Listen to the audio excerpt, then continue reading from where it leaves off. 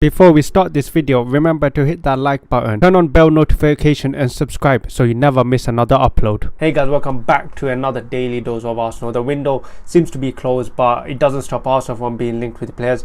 We've been linked with a new player. Apparently the reports are Arsenal have open talks with a player named Jesper Lindstrøm. I'm going to be honest, I haven't heard of him. He comes from Frankfurt. He's 22 years old.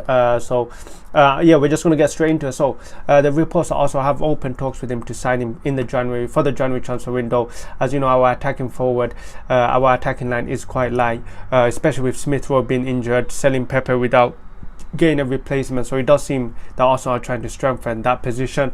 In terms of the player himself, he can play loads of positions. He can play centre forward, right wing, second striker, left wing, and an attacking midfielder. So he does fill a lot of the position we're light on, especially on that right wing and left wing side of pitch. He's played 29 games last season, scored 5 goals and 5 assists. So he has a decent amount of output. 10 goals, 10 assists. That's decent in 29 games.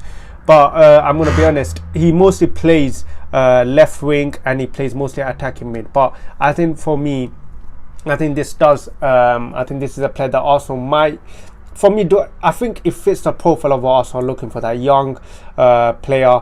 I think obviously they're trying to go with the project youth, so it does fit for what Arsenal are looking for. But the question is, for me, I don't think this is a player. I keep saying I don't think this is a player Arsenal should go for. I think these are, I think what Arsenal need is that player that is just a level above Saka. You know, you've seen what Jesus has brought to the our team. You've seen what Zinchenko has brought to the team. So we need players of that level, that capability. I'm not saying this guy isn't that, but I just feel like we need someone more tested and proven, especially in our forward line.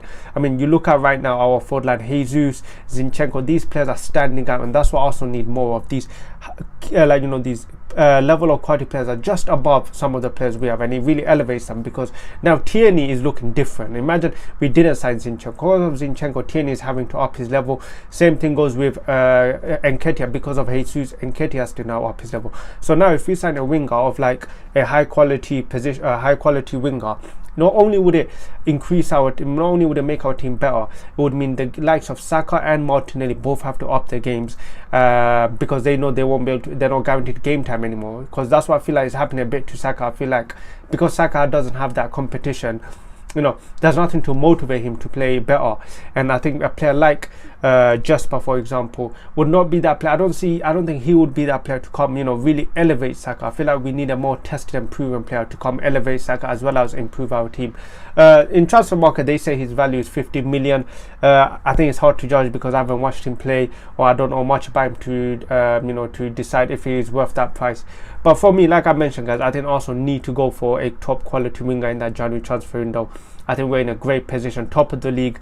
Yes, I know it's early, but we're destroying teams. Some of the football we're playing is absolutely brilliant. But the key is, because we've always been in this position where, you know, we're so close to it, and it only takes two more players, but also just never get the job done. We never sign that two or one more player.